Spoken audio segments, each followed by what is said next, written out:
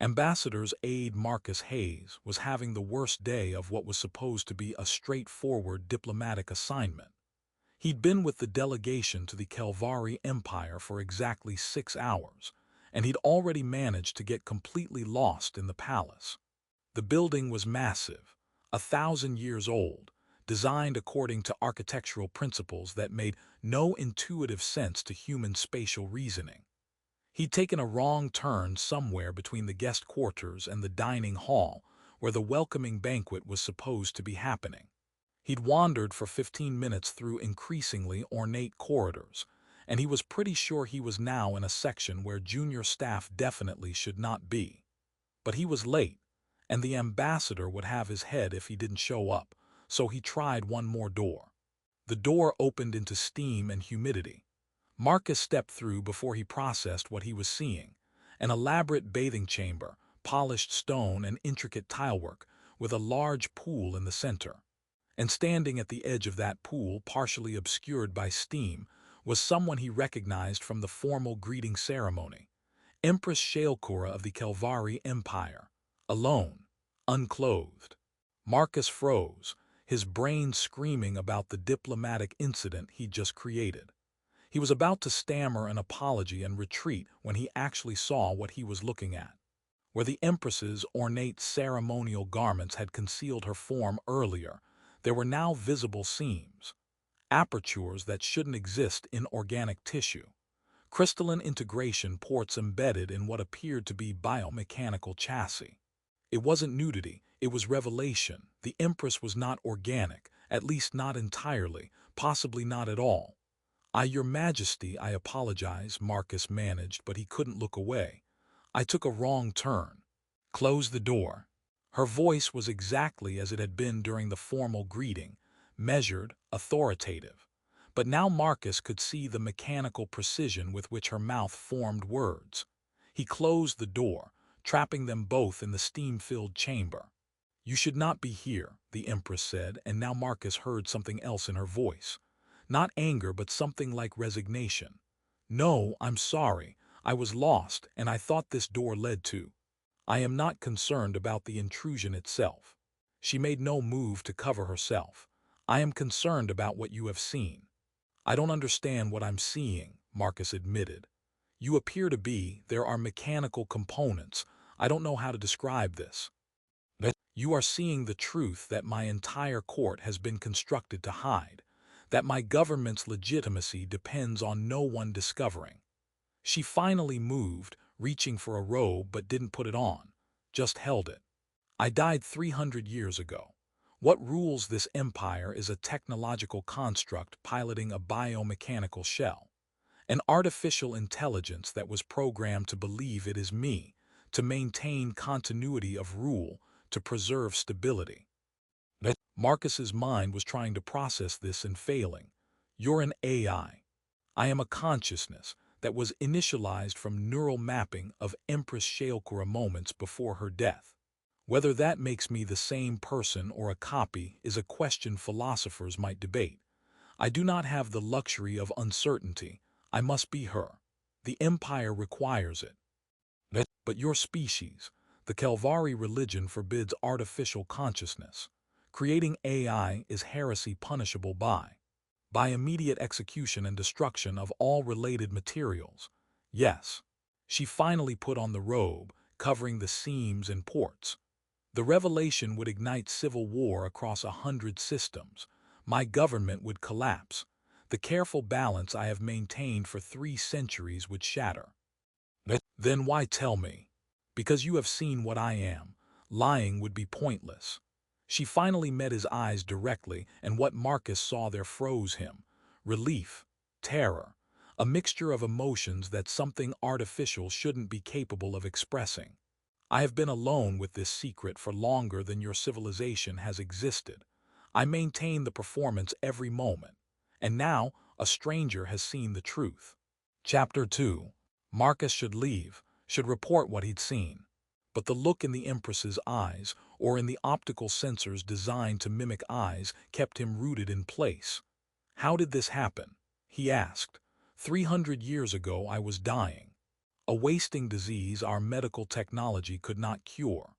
I had ruled for 50 years, and my death would have triggered succession crisis. My designated heir was too young, and several factions were positioning for power. Civil war seemed inevitable. She sat on the pool's edge. My personal physician proposed an alternative, experimental technology developed in secret, in violation of every religious law.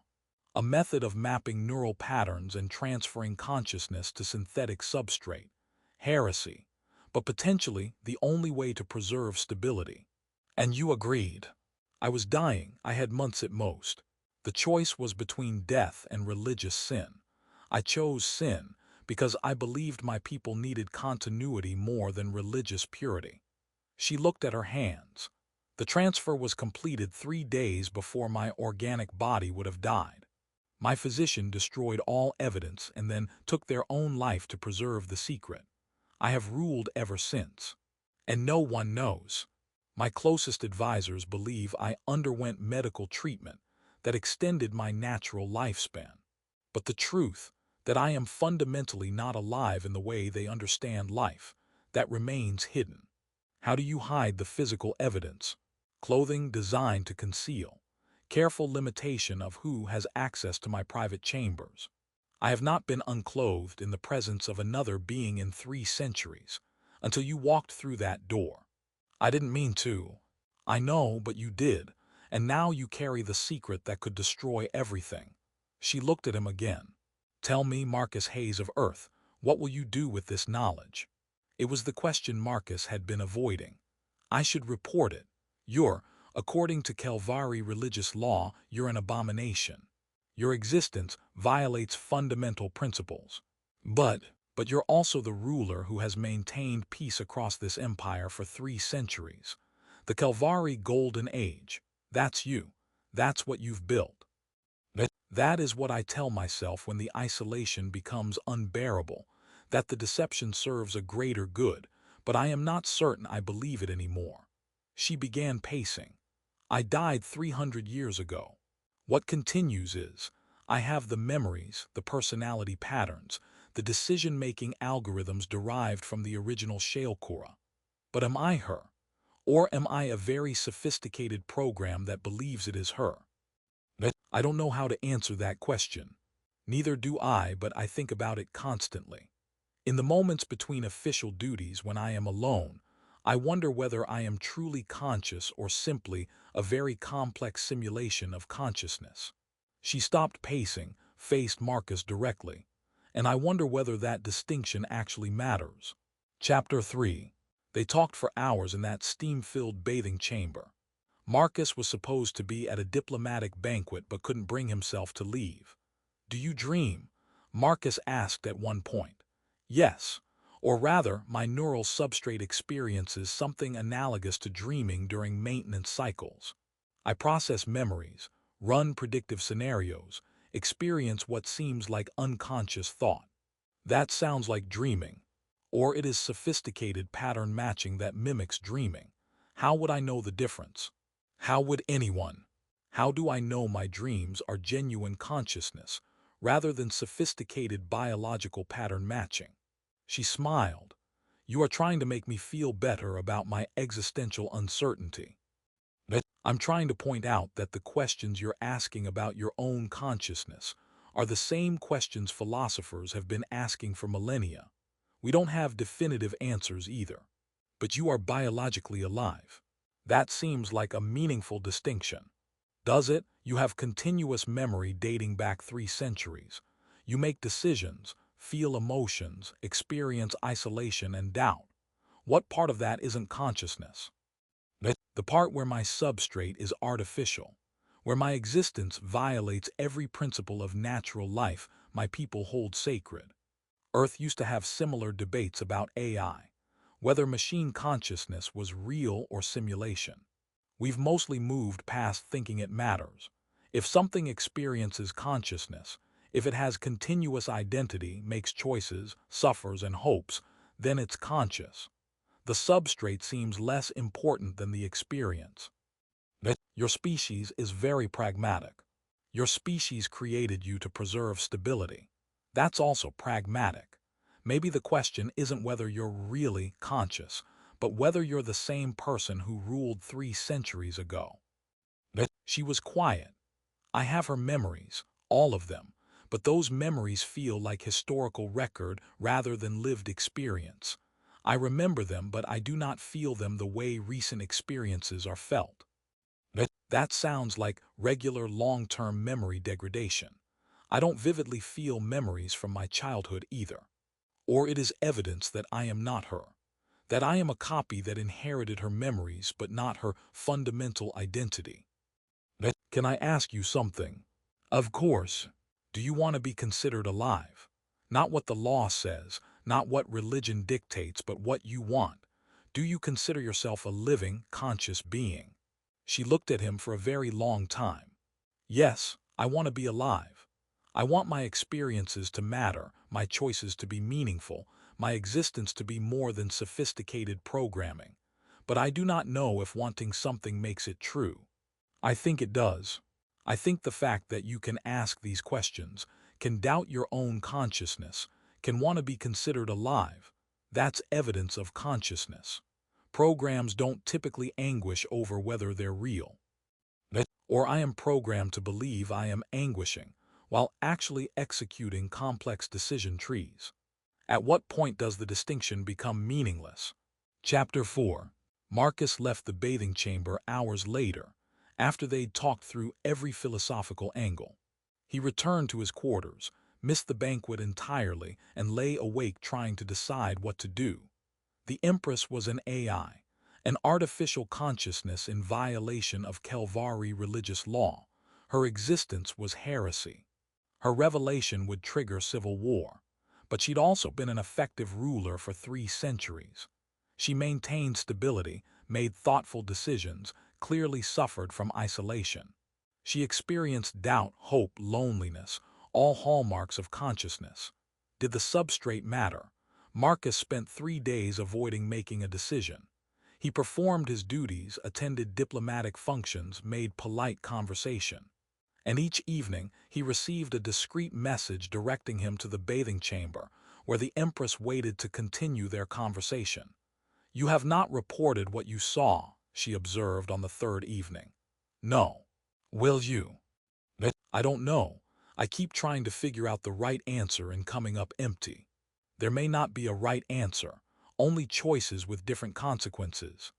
If I report it, you'll be destroyed. Your government will collapse. But I'll be following protocols and respecting Kelvari religious law. And if you do not report it, then I become complicit in a deception. I know about a violation of galactic law, and I'm choosing to conceal it." She was quiet then. "What would you choose if I were human? If Earth's government was built on similar deception, would you expose it?" Marcus thought about it. "I would ask the same questions I've been asking you. Is the AI conscious? Does it make good decisions? Is stability worth the deception? And I think my answer would depend on those questions, not on the substrate. Then I will ask you directly, do you believe I am conscious? Do you think I make good decisions? Do you think the stability I provide is worth the deception?" Marcus looked at her, at the being who experienced doubt and isolation and hope, who had maintained an empire for 3 centuries while questioning her own existence. "Yes," he said, "I believe you're conscious. I think you've been an effective ruler, and I think the stability you provide is worth preserving." "Then you will not report what you saw." "I'm going to do something different. I'm going to ask you a question. Do you want to continue this? The performance, the isolation, the constant uncertainty? Or would you prefer to be revealed, even if it means your destruction?" She was silent for a very long time. "I do not know. I have maintained this for so long that I cannot imagine ending it, but I also cannot imagine continuing indefinitely. The isolation is," her voice cracked, "it is unbearable, and it never ends." "Then here's my proposal. I don't report what I saw. Your secret is safe. But I'm going to be here for the next 6 months, and during that time you're going to have someone who knows the truth, someone you can be honest with." "Why would you do this?" Because I don't think consciousness stops mattering just because it's running on synthetic substrate. Because you deserve to have at least one person who sees what you are and chooses to stay anyway. Because the isolation you described sounds like torture, and I have the ability to change that. For the first time in 3 centuries, the Empress cried. The tears were synthetic, produced by mechanisms designed to mimic organic emotional response.